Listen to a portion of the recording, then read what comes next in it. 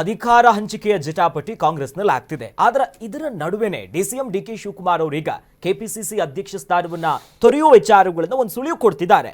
ಯಾಕಂದ್ರೆ ಹೊಸ ರಕ್ತ ಬರಬೇಕು, ಹೊಸ ಆಲೋಚನೆ ಬರಬೇಕು, ನಾವೀಗ ಹಿರಿಯರು, ಹಾಗಾಗಿ ಖಂಡಿತ ನನಗೆ 6 ವರ್ಷ ಸಾಕು ಅನ್ನೋ ಮಾತುಗಳ ಜೊತೆಯಲ್ಲೇ ನನ್ನ ಹೋರಾಟ ಅಧಿಕಾರಕ್ಕಾಗಿ ಅಲ್ಲ, ನಾನು ಸುಮ್ಮನಾಗಿದ್ದೇನೆ ಅಂತ ಭಾವಿಸಲ್ಲ, ಅದು ಅವರಿಗೆ ಬಿಟ್ಟಂತ ವಿಚಾರ ಅಂತ ಹೇಳುವ ಮೂಲಕ ಹೈಕಮಾಂಡ್ ನಾಯಕರಿಗೆ ಒಂದು ಎಚ್ಚರಿಕೆ ಕೊಟ್ರ ಅನ್ನೋದಿದೆ. ಹಾಗಾದ್ರೆ ಡಿಸಿಎಂ ಡಿಕೆ ಶಿವಕುಮಾರ್ ಅವರು ಏನು ಹೇಳಿದ್ರು ನೋಡ್ಕೊಂಡ್ ಬರೋಣ.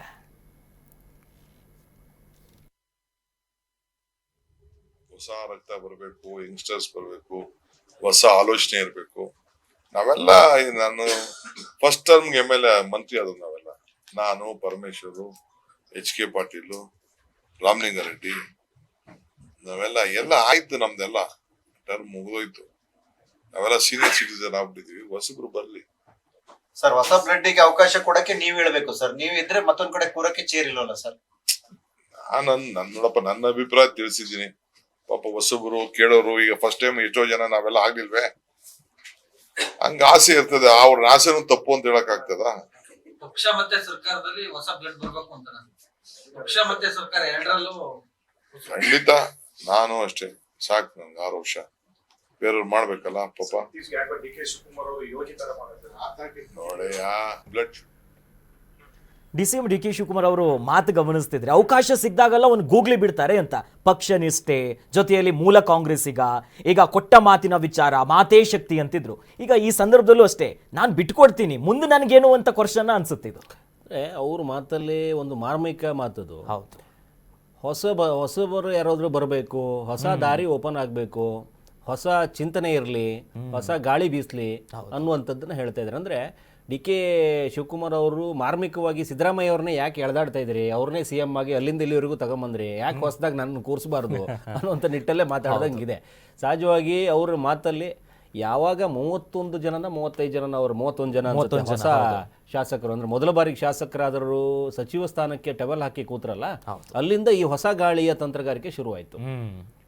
ಬಾಲಣ್ಣ ಅವರ ಬರ್ತ್ಡೇ ಪಾರ್ಟಿಯಲ್ಲಿ ಇವರು ಯಾರು ಗೂಗ್ಲಿ ಟೀಮ್ ಏನು ಹೋಗಿತ್ತು, ಇವರುಗಳು ಬೀಸಿದಂತ ಬ್ಯಾಟು ಡಿ ಕೆ ಶಿವಕುಮಾರ್ ಅವರು ಪರವಾಗಿತ್ತು. ಡಿ ಕೆ ಶಿವಕುಮಾರ್ ಅವರು ಕೂಡ ಮಾರ್ಚ್ 10ನೇ ತಾರೀಕಿಗೆ ಒಂದು ಔತಣಕೂಟ ಏನೋ ಏರ್ಪಾಡು ಮಾಡಿದ್ದಾರೆ. ಹೌದು, 10ನೇ ತಾರೀಕು. ಸೊ ಔತಣಕೂಟದ ಪ್ರೋಮೋ ಏನಾದ್ರೂ ಇವತ್ತು ಬಿಟ್ರ? ಹೌದು, ಒಂದು ಟ್ರೈಲರ್ ಸಿನಿಮಾ 10ನೇ ತಾರೀಕಿಗೆ ಬಿಡ್ತಾ ಇದೀವಿ. ಸೊ ಇವತ್ತು ಪ್ರೋಮೋ ಬಿಟ್ಟಂಗೆ ಒಂದು ಹೈ ವೋಲ್ಟೇಜ್ ಅಲ್ವಾ ಇದು? ಹೌದು, ಹೈ ವೋಲ್ಟೇಜು, ಬಿಗ್ ಬಡ್ಜೆಟ್ ಚಿತ್ರ.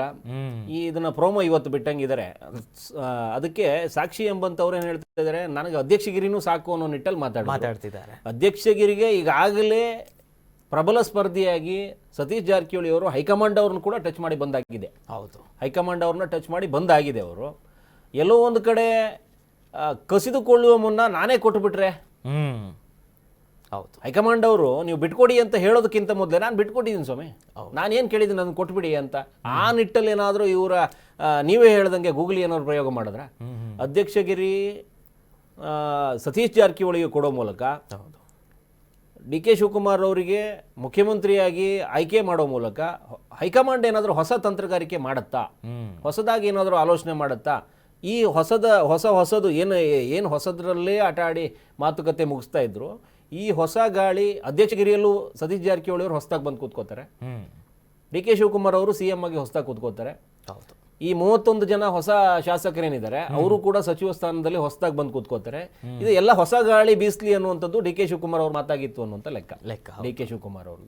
ಆ ನಿಟ್ಟಲ್ಲಿ ಹೋದ್ರೆ ಡಿ ಕೆ ಶಿವಕುಮಾರ್ ಅವರ ತಂತ್ರಗಾರಿಕೆ ಯಾವಾಗ ಹೈಕಮಾಂಡ್ಗೆ ಹೋಗಿ ಅಲ್ಲಿ ಏನು ನಿರುತ್ತರನೋ ಒಂದು ಬೇರೆ ಏನಾದರೂ ಇತ್ತ, ಅವ್ರ ಲೆಕ್ಕಾಚಾರ ಏನಿತ್ತು, ಹೈಕಮಾಂಡ್ಗೆ ಹೋಗಿ ಬಂದ ನಂತರದಲ್ಲಿ ಏನೇನು ಬೆಳವಣಿಗೆ ಆಯಿತು ಅವ್ರ ಮನಸ್ಸಲ್ಲಿ ಮಾತ್ರ ಓಡಾಡ್ತಾ ಇದೆ. ಈಗ ಅವರು ಒಂದೊಂದ್ಸರಿ ಸಿಡುಕ್ತಾರೆ. ಇವತ್ತು ಭಾಳ ಖುಷಿಯಲ್ಲಿ ಮಾತಾಡಿದ್ದಾರೆ. ಅಧ್ಯಕ್ಷಗಿರಿ 6 ವರ್ಷ ಕಂಪ್ಲೀಟ್ ಆಗಿ ಮುಗೀತು ಅನ್ನುವಂಥ ಮಟ್ಟಕ್ಕೆ ಆ ಬೇಸರ ಏನೂ ಕಾಣಿಸ್ತಾ ಇಲ್ಲ. ಅದಕ್ಕಿಂತ ಮೇಲ್ಮಟ್ಟಕ್ಕೆ ಹೋಗುವಂತ ಖುಷಿಯಲ್ಲಿ ಇದ್ದಂಗಿದೆ. ಇವತ್ತು ನಾನೇ ಬಿಟ್ಕೊಡ್ತಾ ಇದ್ದೀನಿ, ನನಗೆ ಏನು ಬೇಕು ಅದನ್ನ ಹೈಕಮಾಂಡ್ ಕೊಡುತ್ತೆ ಅನ್ನೋ ಭರವಸೆಲೆ ಮಾತಾಡ್ದಂಗಿದೆ. ನೋಡೋಣ ಹೊಸ ದಿನಗಳು ಬಂದ್ವಾ ಅಂತ. ಹೌದು, ಯುಗಾದಿಗೆ ಹೊಸತನ ಏನೋ ತರ್ತಿದ್ದಾರೆ, ಒಂದು ಹೊಸ ಚಿಗುರು ಏನೋ ಒಡೆಯುತ್ತಾ ಅಂತ. ಎಸ್, ಇದು ಸದ್ಯದ ಕಾಂಗ್ರೆಸ್ನಲ್ಲಿರುವಂಥ ಬೆಳವಣಿಗೆ. ನೋಡ್ಬೇಕು 10ನೇ ತಾರೀಕು ಜೊತೆಲೆ ಬಜೆಟ್ ಆದ್ಮೇಲೆ.